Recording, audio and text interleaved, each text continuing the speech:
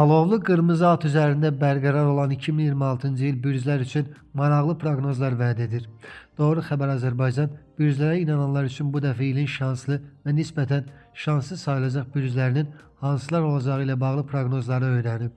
At ilə əsasən 6 bürc üçün şanslı sayılır. Bunlar Qoç, Xərçəng, Şir, Tərəzi, Oxatan və Balıqlardır.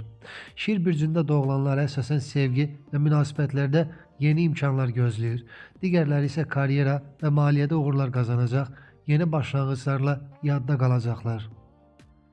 Buğa və Oğlaq bəzi aylarda əksinə olaraq çətinliklərlə qarşılaşa bilərlər. Buğa bürcləri müəyyən vaxtlarda sağlamlıq problemləri yaşayacaqları halda Oğlaq bürcləri iş və maliyyə məsələlərində uğursuz ola bilərlər.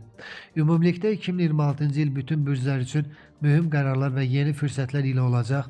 Bu fürsətləri müsbət qiymətləndirə bilənlər ili uğurla başa vuracaqlar.